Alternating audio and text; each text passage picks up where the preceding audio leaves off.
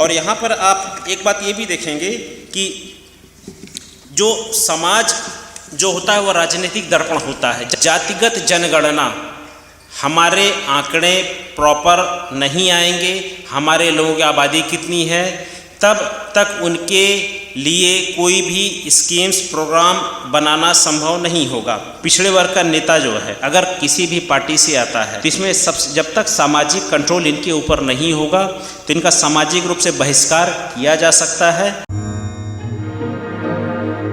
सभागार में उपस्थित सभी सम्मानित सदस्यगण और मंच पर उपस्थित सम्मानित मंच, आप सभी को जय भीम, जय मंडल, जय संविधान, जय जोहार और जय मूल निवासी।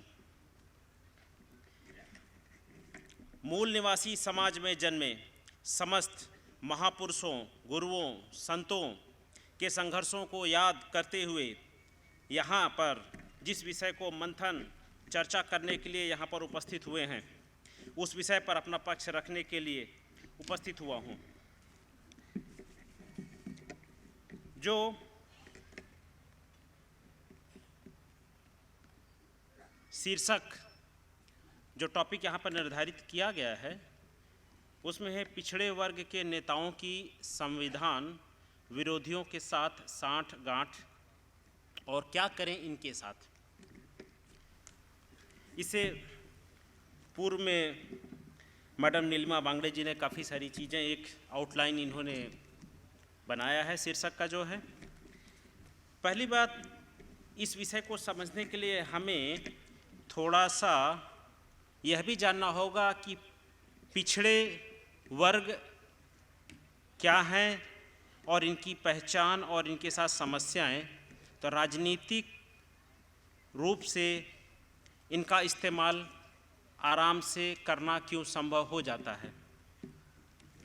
पहली बात आप देखेंगे कि आर्टिकल 340 जो बाबा साहब ने प्रयास किया था, जो उनके संविधान, जो उनके मंत्री पद से रिजाइन देने का एक कारण था कि नेहरू जी ने 340 के अनुसार जो उन्होंने वादा किया था कि ओबीसी की जातियों की देश में उनकी पहचान को चिन्हित करके उनको एक ग्रुप के रूप में एक मान्यता देंगे।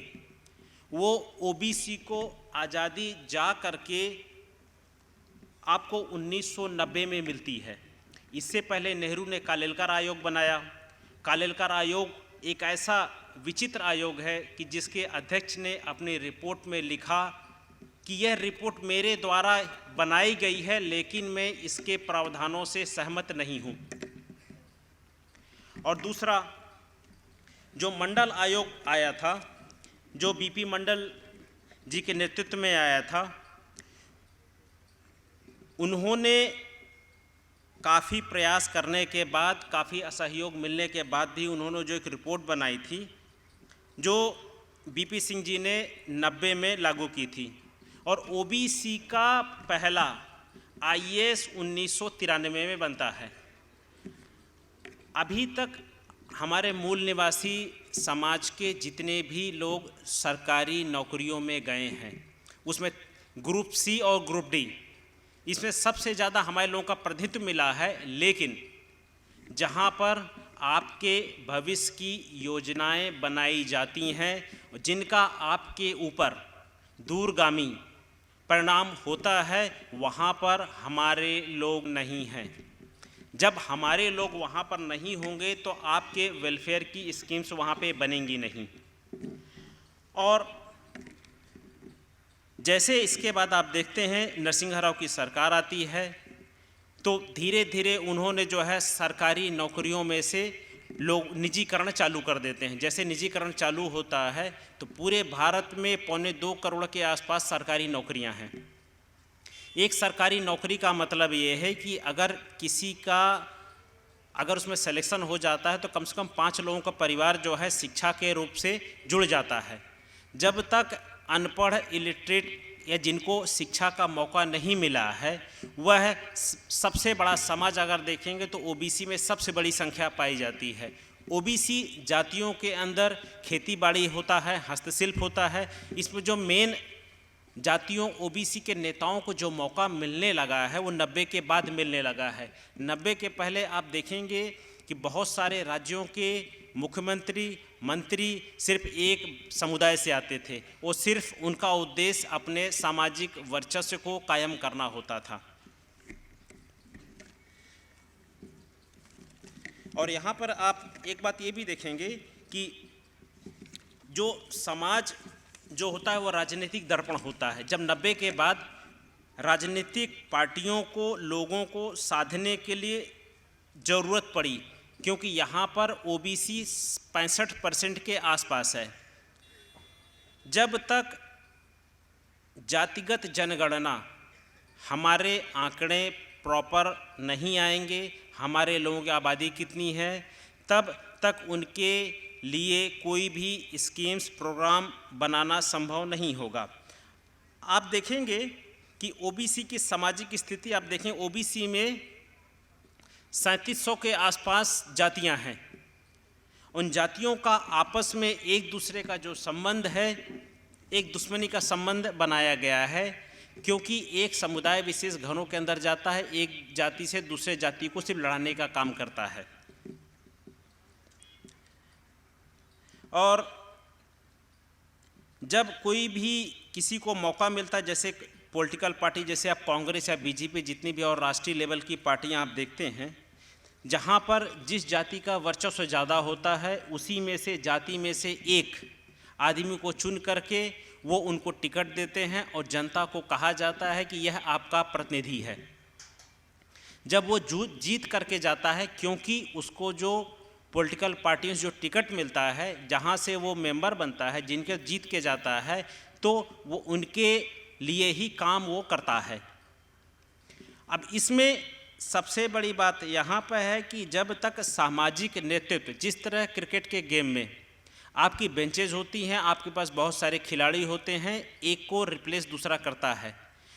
अभी तक क्या है कि ओबीसी समाज के अंदर में सामाजिक चेतना का बिल्कुल भी अभाव नहीं है, क्योंकि ओबीसी जातियां ज़्यादातर छोटी बहुत ज़मीनों वाले हैं। इनके अंदर ज़मीनें रही हैं तो इनके अंदर एक गर्व, प्राइड का भाव रहा है। और जैसे जैसे ज़मीनें छोटी होती चलेगी, आप स्कूलों में देखेंगे ओबीसी के मैक्सिमम बच्चे बहुत से बहुत 8वीं क्लास तक पढ़े लिखे होते हैं, ड्रॉप आउट हो जाते हैं।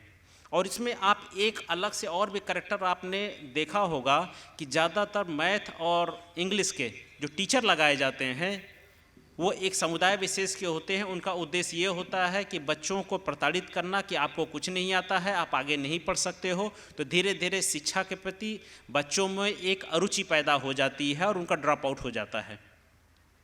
अच्छा, जब यही बच्चे, क्योंकि सबसे बड़ी जो किसी भी समाज की सबसे बड़ी पूंजी होती सांस्कृतिक पूंजी। हमारे शेड्यूल्ड कास्ट, शेड्यूल्ड ट्राइब्स के भाइयों में को बाबा साहब के रूप में एक बहुत अच्छा कुशल नेतृत्व मिला था और बामसेफ के रूप में एक बहुत अच्छा संगठन का साथ मिला, जिसके माध्यम से कर्मचारी के संगठनों ने सोचा कि हमारे लोगों को दूरगामी क्या परिणाम होते हैं, उस दिशा में जा कर के लोगों को प्रशिक्षित करने का काम उन्होंने किया।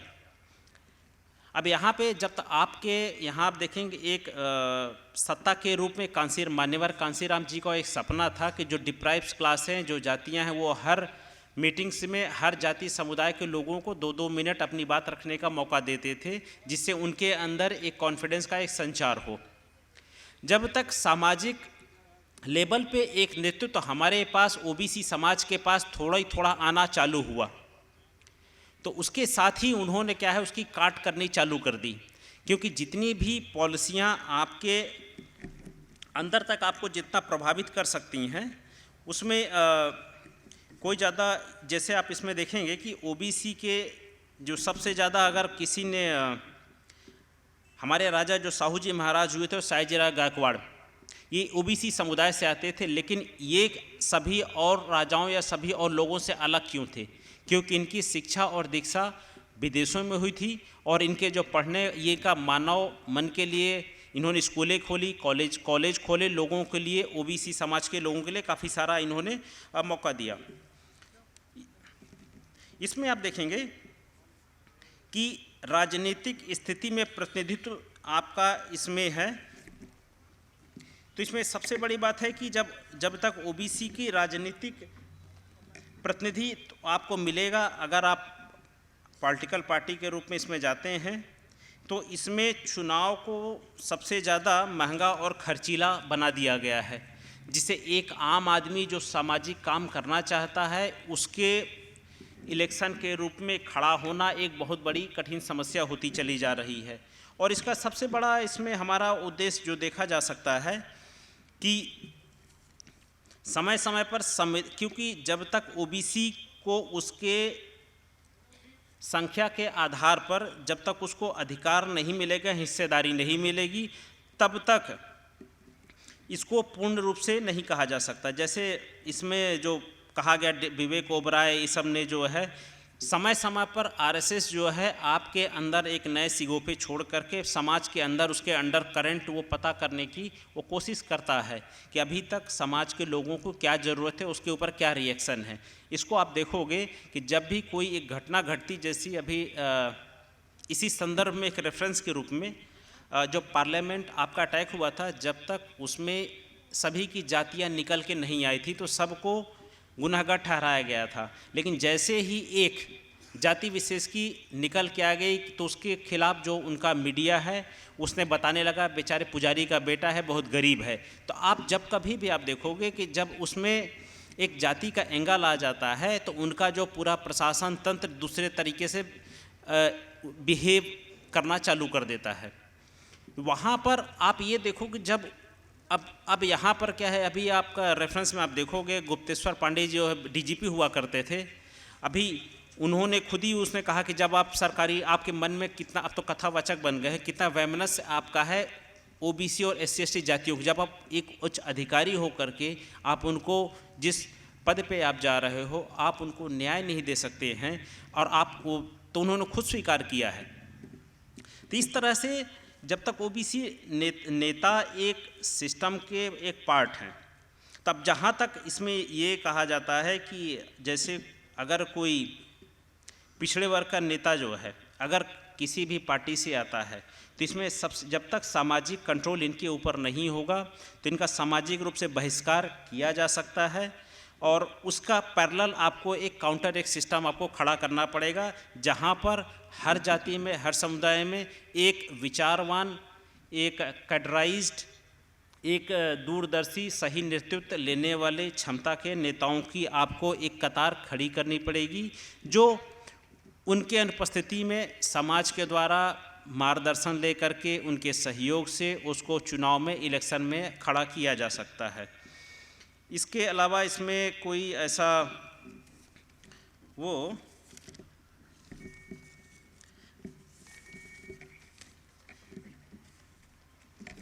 अब यहाँ पर क्योंकि जब तक हमारा समाज आर्थिक रूप से मजबूत नहीं होगा, शिक्षित रूप से मजबूत नहीं होगा, क्योंकि ओबीसी समाज की सबसे बड़ी समस्या कि आपको इनका जो है एक लंबी दूरी का जो प्रोग्राम इन्होंने बनाया हुआ, आज की स्थिति में हमारा ओबीसी समाज इस स्थिति में अब नहीं रह गया है कि अपने बच्चों की गौरव सरकारी स्कूल में अच्छी शिक्षा दिलवा सके।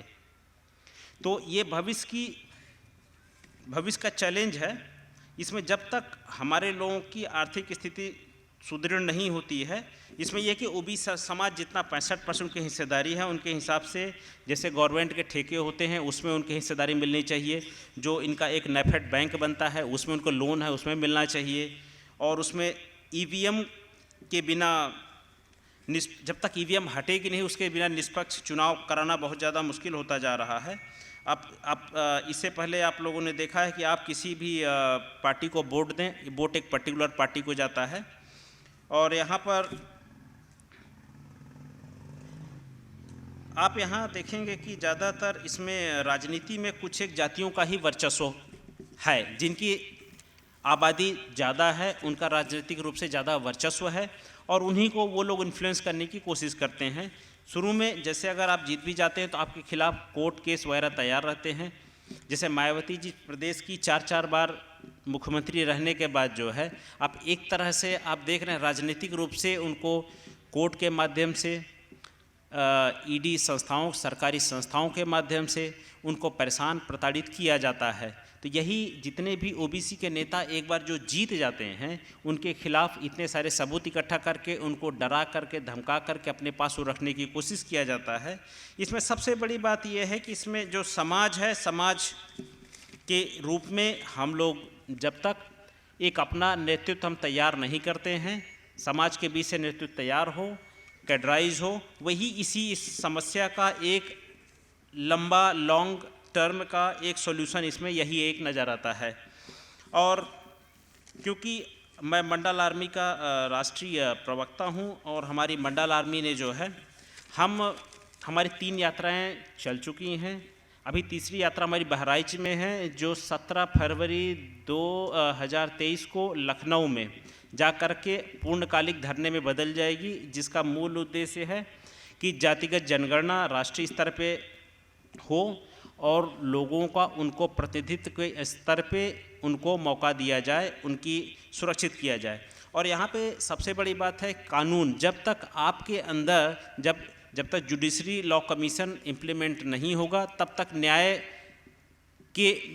न्याय जब नहीं मिलेगा। पूरे देश की समस्या सबसे ज़्यादा यही है, कोर्टों में कानूनों में कुछ 340 परिवारों का जो एक कब्जा हो रखा है, कोर्टों में लाखों लाख केस पेंडिंग है और ये अपने आप को बहुत ज़्यादा मेरिट का करते हैं। इन सबसे ज़्यादा कोर्ट में केस आप देखोगे ओबीसी का सबसे ज़्यादा केस है। वो छोटे छोटे मुद्दों को लेकर के लोगों को उलझाते हैं, फंसाते हैं, उसका फिर अपने फेवर में दुरुपयोग करते हैं। इन्हीं सब बातों के साथ आपने बहुत ध्यानपूर्वक सुना, इस आप लोगों का बहुत बहुत धन्यवाद। बाकी अब आगे के वक्ता हैं, बाकी और चीज़ें कंप्लीट करेंगी। बहुत बहुत नवोदय, जय भीम, जय जोहार, जय मंडल, जय संविधान। MNT न्यूज़ नेटवर्क को सब्सक्राइब करें, लाइक और फॉलो करना ना भूलें। साथ ही बेल आइकॉन दबाकर जन जागृति की मुहिम में जुड़े रहें।